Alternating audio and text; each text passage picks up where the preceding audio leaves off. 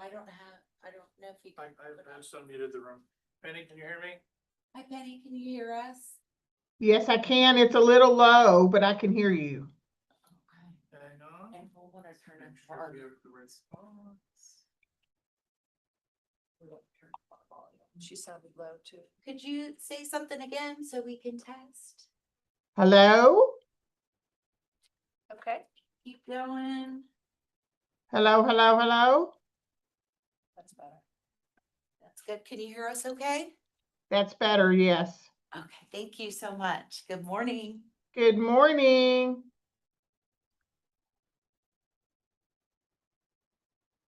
Melita, are you gonna be in that room all by yourself? It is looking that way. Just keep with me. That sounded so Maybe we strange. should vote to have everything remote Computer. Right? after That's your today. quorum, though. That's-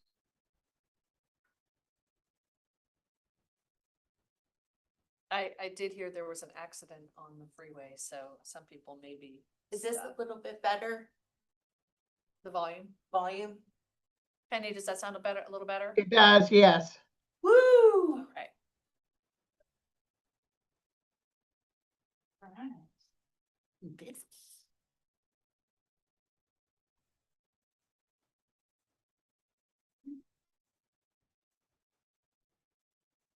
And Stephen, Mhm. something we did last time was we started the video but muted it until go time.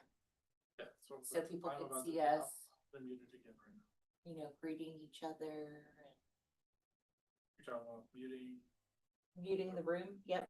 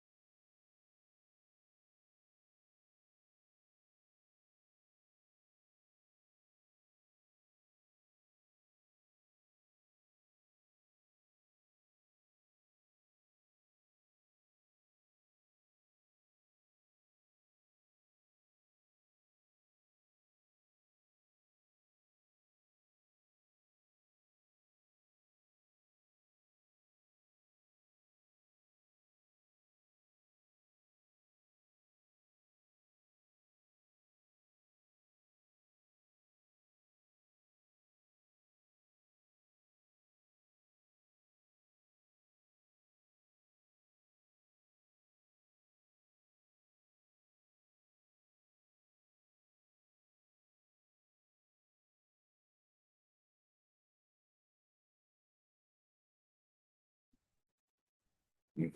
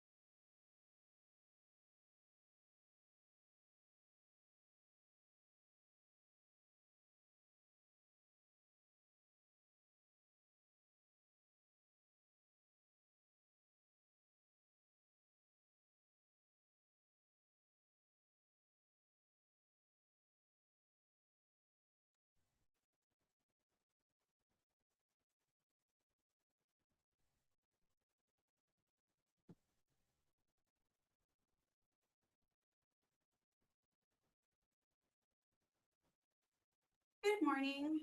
I'd like to call the Health Related Institutions Formula Advisory Committee meeting to order. Thank you for being here this morning. It's good to see so many wonderful, beautiful faces. I am Kristen Nace from the Texas A&M Health Science Center, and I am the committee chair. Please be advised this meeting is being broadcast.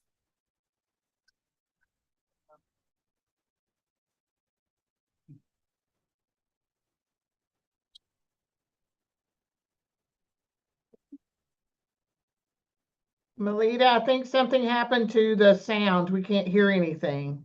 Okay, we're working on it. Okay. There's a lag to the sound.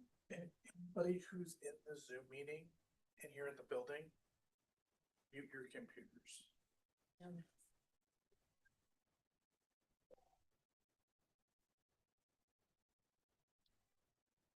Okay.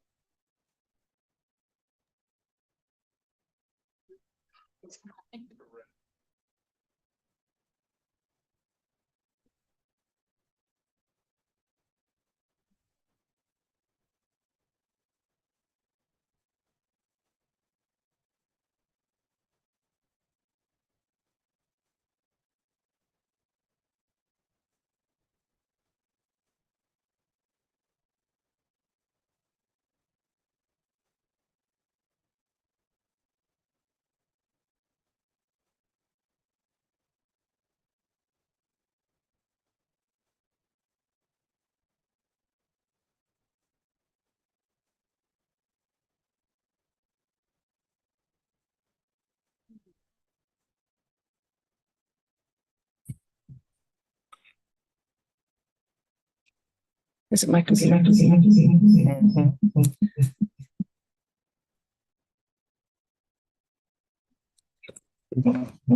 Just take it out. Yourself because It is muted. Is that? Is it my computer?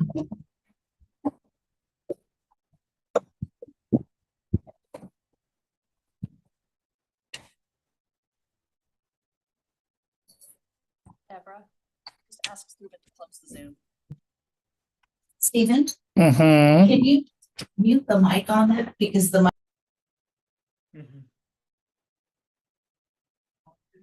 Just gotta do it. Singles.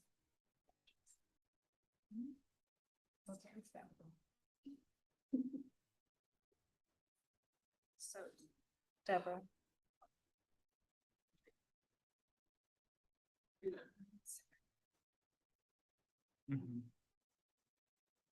I don't need to be in the meeting. He could take me out, Oh, right? yes. You're on up there, so you don't need to be individually on.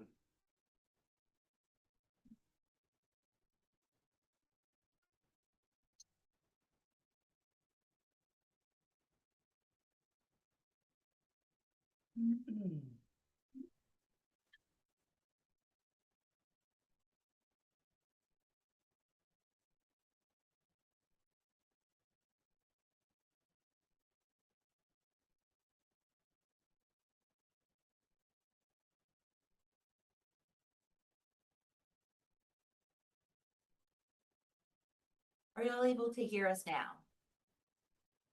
Hey. Yes. All right. You're in action. Is this still reverbing?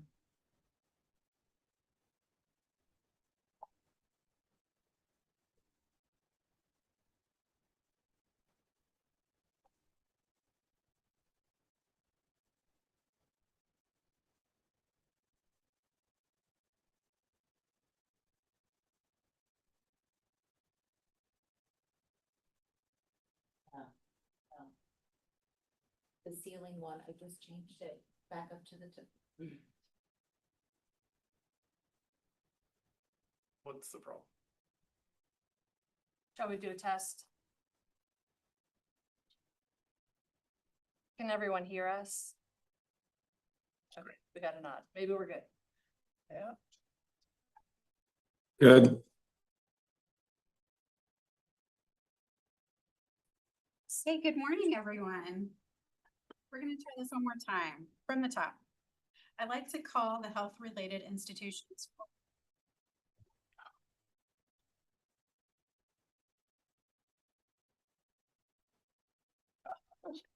Maybe we should just turn off the YouTube.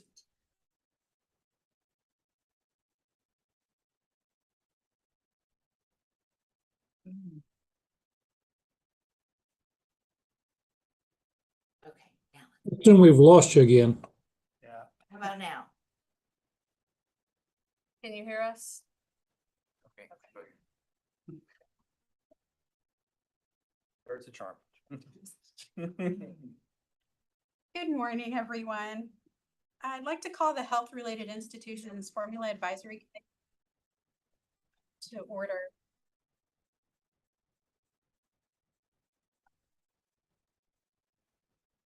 I think we've lost sound again.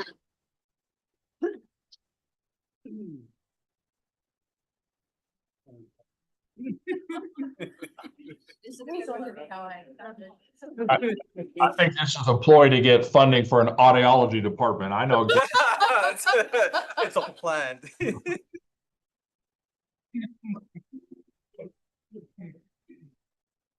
And what this might be the ceiling?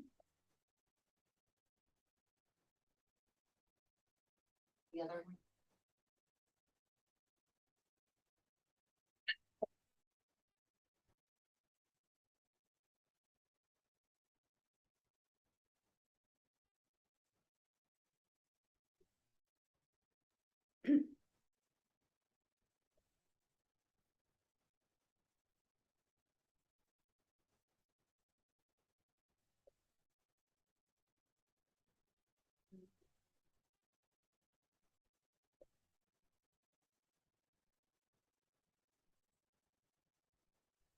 And, can you guys hear me? Yes. I heard a thumbs Someone up. say something in response? We can hear you. Is anybody getting any reverb? Or an echo? Sounds No. fine. There we go.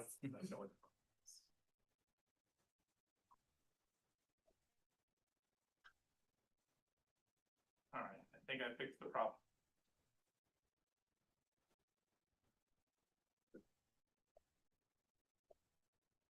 Good Thank morning. I'd like to call the Health-Related Institutions Formula Advisory Committee meeting to order. Thank you for being here this morning. I am Kristen Nace from the Texas A&M Health Science Center, and I am the committee chair. Please be advised that this meeting is being broadcast over the internet and recorded, so I would ask that all attendees please silence your phones. Also, since we have some participants meeting via Zoom, please mute your connection until you're ready to speak, just to prevent background noise. Thank you. So let's begin the roll call. All right, great. This is an alphabetical order. Mr. Alford, Here. Ms. Gomez Leon, Here. Mr. Guajardo, Here. Ms. Harkey, Here. Dr. Lang, In El Paso. great. Mr. Lewis, Here. Ms. Maureen Hill. And we know she's running. Good morning, on by phone, and I will be in your room in 10 minutes. Thank you. Dr. McCullers, Present. Mr. Miller, Here. Ms. Nace, Here. Ms. Shear, Here. Ms. Smith, Here. Mr. Tremonte, Here. Ms. Withers, Here. all are present. Thank you. Quorum is present. You may all be aware that University of Texas Dell Medical School will be represented by Mr. John Alford. The Higher Education Coordinating Board will consider his nomination to the HRI FAC at the October meeting. I make a motion that until that time, Mr. Alford would participate as a non-voting member. Will all in favor please say aye? Aye. All opposed, same sign. The motion passes. Thank you. Okay, moving on to item number 4, which is approval of the minutes. I'll go ahead and turn it over to Mr. Kemp Lewis. Good morning. Is there any discussion of the minutes? If not, is there a motion to approve the September 5th meeting minutes? So moved. Second? Is there a second? Second. Thank you. With all, will all in favor please say aye? Aye. All opposed, same sign. The motion passes. Thank you. Our next order of business is the discussion of charges. So I'll turn it back over to the chair. Thank you. For this section, if you'll remember, we talked at the last meeting about the possibility of subcommittees or work groups coming together. And so since then, we have formulated those committees. I just kind of wanted to go over and talk about them and see if anybody had any comments or discussions in regards to either the assignments or the leads or the subjects that are slated to be discussed. So first up is Charge 1 Working Group. You might recall that was to study and make recommendations for the appropriate funding levels for the I&O, infrastructure, research enhancement, graduate medical education, and mission-specific formulas. As part of the GME review, this work group will review whether the GME formula should consider a difference between outpatient and inpatient. So we did have a gracious volunteer, Angelica Marin Hill, to lead that group, and then she would be joined by Lauren Shear, Amanda Withers, and Dr. Lang. Certainly open for comments or questions or discussions in regards to Charge 1 subcommittee. I'll make a comment. Chair, I think that this hour, you received the request from all committee members. You try to accommodate as much as possible. Yes. To put them in their first request, and I think it worked out for all, if not the majority. Yeah, anybody that had a strong feeling about where they may want to serve was definitely assigned to their number one spot. And then I tried to go behind and fill in as needed where I felt like perhaps that institution or person would have an interest in that charge. If you feel as though you are not suited for the charge or the workshop that you've been assigned, it is not too late to have that changed. So I do want to make sure that everybody is comfortable with their subgroup. So please feel free to speak up. This is Rick Lang. Just a quick question for clarification. By the way, thanks for allowing me to serve and with Angelica as the lead. With regard to the charge about whether the GME formula should consider a difference between outpatient and inpatient, could there be some clarification? And I say that because most GME programs, whether you're in pediatrics, surgery, obstetrics, internal medicine, family medicine, psychiatry, have an inpatient and an outpatient component. So I'm wondering, with regard to that charge, just some clarification so we can provide the appropriate recommendation. Dr. Lang, this is, if I may, this is Angelica. I'll comment on that. Go ahead, Angelica. Oh, thank you. So the thought behind raising this for consideration, knowing that residents certainly do rotation cycle through inpatient and outpatient, was really the on the revenue side. There are other sources of support for the time that residents spend in inpatient settings, less so for the outpatient and increasingly less. And so that was the discussion that we wanted to raise for consideration. And the objective really would be for additional support, not necessarily, bifurcating current GME formula support, if that helps. Very helpful. Thanks, Angelica. I should have reached out to you before I involved the whole group. No, actually, I'm glad that you did, because this is certainly an important issue, I think, for all of the health-related institutions. Thanks. While we're still talking about charge one, I did have a request that perhaps the committee could glean a little more information from the LBB in regards to some of us are newer on the committee, and it would be nice to know what happens from their perspective when they get our request, and just to kind of give us some insight about the policy and the flow of the information as it comes through. Honestly, I wanted to bring it to the full committee to find out if you would think that charge one would be a suitable location and an audience for that particular discussion, or if you think that the committee as a whole would benefit from hearing from the LBB, and then we will certainly formally invite them. Well, I think certainly the charge one group would be the most appropriate. I think that we've wrestled with what is the right amount of ask when it comes to inflation and everything else. And I think there would be tremendous benefit, and actually on both sides, them hearing us as to what we're targeting and why, as well as us hearing them as to what are they looking for, what would move the needle.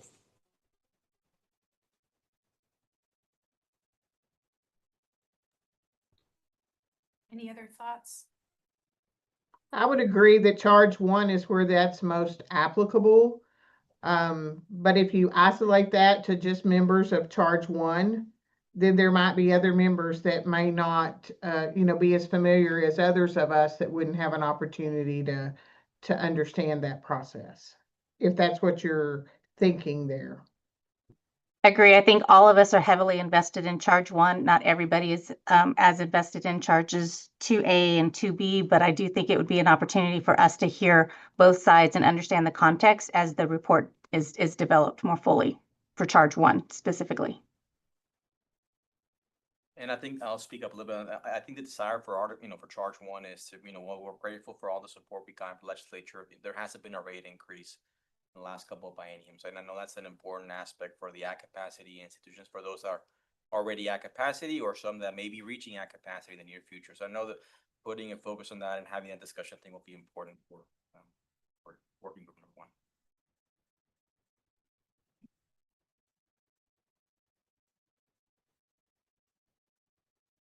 Angelica, did you have any thoughts in regards to asking the LBB to attend a meeting at Charge One? Thank you, Kristen. I'm sorry, the connection was a little spotty. I think I caught all of the comments.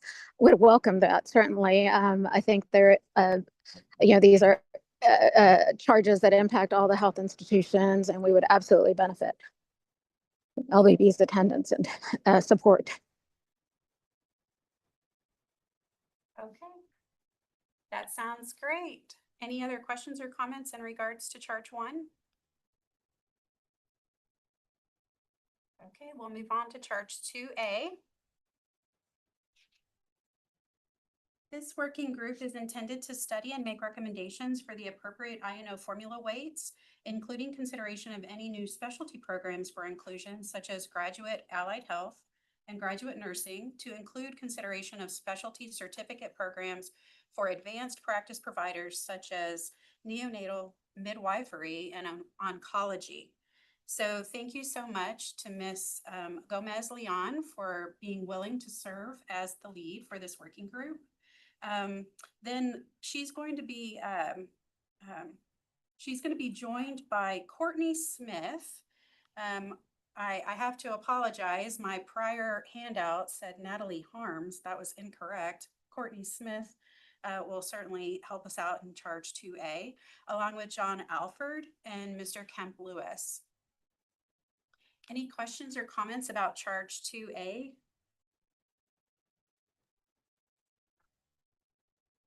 I do think I might want to just alert Penny and Lauren that I may just reach out to you to just maybe remind myself if I get stuck on, what the calculation was, or maybe some of the old documentation that we may want to rehash from some of the other schools that participated in this last year. I'd love to be able to just continue to ping on you, if you will, but I won't commit you to two working groups this time around, though. Thank you. Jenny would be happy to provide whatever information you all need as y'all work through Charge 2A. I've already talked to our finance department about that, and they're expecting it. So happy to help as needed. Same here, Jenny.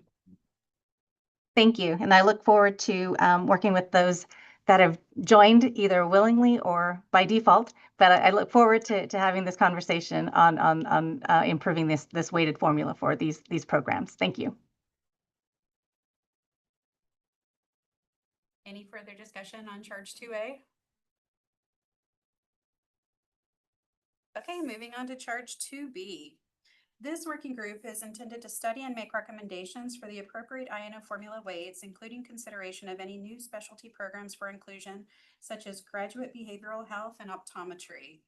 Mr. Mike Tremonte has been willing to lead this group, which I am very thankful for. And he'll be joined by Penny Harkey, Dr. Jonathan McClures, and Michael Miller. Any comments, questions, or discussion regarding Charge 2B? Not at this time. Okay. You may notice that Tomas and myself have not technically been assigned to any particular work group. Our hope is to visit these meetings as we can and to kind of keep up with the leaders to ensure things are moving forward. On that note, if the subcommittees would have an opportunity to meet prior to our November meeting and perhaps bring an update to the committee on the work or progress being made, that would be fantastic. Just looking at showing progress at the November meeting, no expectation for any sort of final determination to bring forward to the committee is expected. It would be great if that were the case, but not expected. If possible, we still are aiming for the November meeting to have recommendations to the full committee. And if needed, we could always book a January meeting. But I am hoping that we can get this wrapped up in the month of December. One more item to consider as you work through your subcommittees and your work groups, please reach out to Melita and the Higher Education Coordinating Board with any data requests that you might have. The earlier the better, as you can imagine. She may have to reach out to others in her office and organize and coordinate the data gathering process. It would be fantastic if you could provide her with as much lead time as possible. Any further discussion in regards to the charges or the work committees?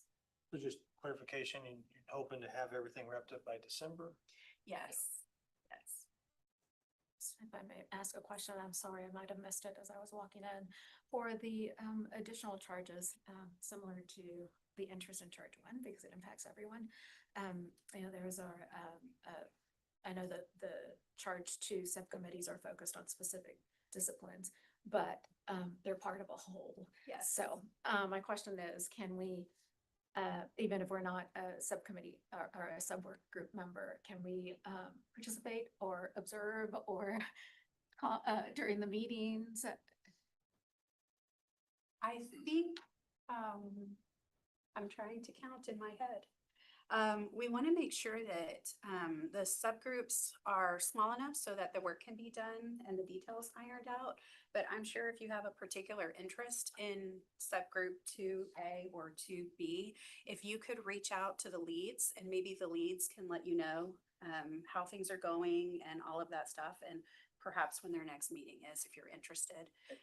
And I was gonna add, there's gonna be plenty of opportunity for everybody to provide feedback as we're coming back to the bigger group, we can have discussions there. Once the report gets drafted, it's gonna get circulated across everybody and everybody will have an opportunity for sure to. So there's, yes, throughout members who are reaching out at the same time through the bigger. The intent is not to have a silo for each of the subcommittees, but just an opportunity for maybe the hard work to be done with data collection and whatnot in that smaller group. But then, like Tomas had said, everybody should have an opportunity to respond before the final report. So. And just to add, you want to be careful about quorum. You don't want more than 7 or more folks.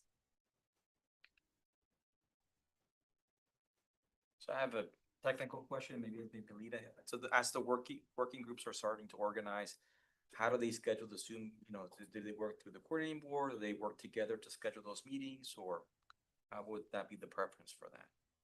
I mean, I think it's really up to you all. If you want me to help you coordinate, I can. It might be easier for you to do it directly, but it would be helpful for us to know when you're meeting, and if we can observe, that would be helpful as well.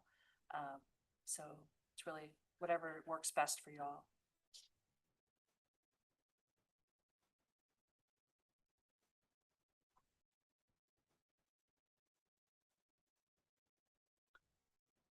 Okay, any further discussion on the charges or the subcommittees?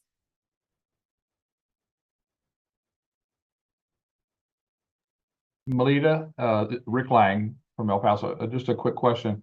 Obviously, we made 5 recommendations last time. And is it possible to take those recommendations and then in a chart actually put down what the action was? In other words, was it adopted, or if not fully, what was the percent? And it particularly helpful for group 1 where we made specific recommendations about what the change amount would be. And this would, particularly for individuals that didn't participate last time, that would be very helpful. Is that too much to ask, Melita? Not at all. We can Okay. do that. Thank you so much. Sure.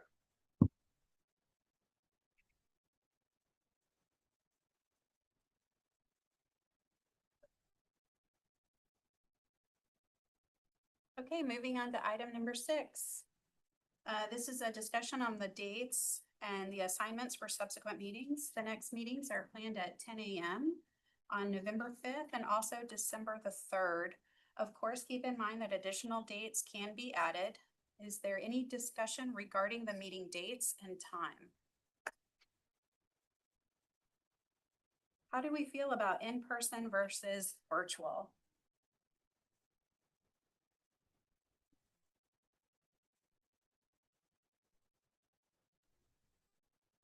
Is anybody opposed to having a virtual meeting in November?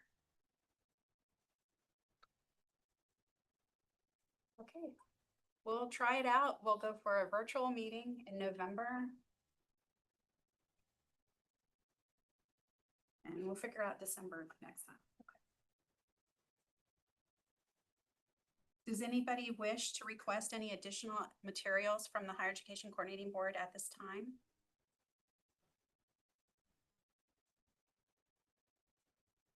Okay, moving on to item number 7, adjournment. If there are no further questions or points of discussion, do I hear a motion to adjourn? Second. Well, all in favor, please say aye. This Formula Advisory Committee is adjourned until November the 5th at 10 a.m. Thank you. Thank you. Thanks, everyone.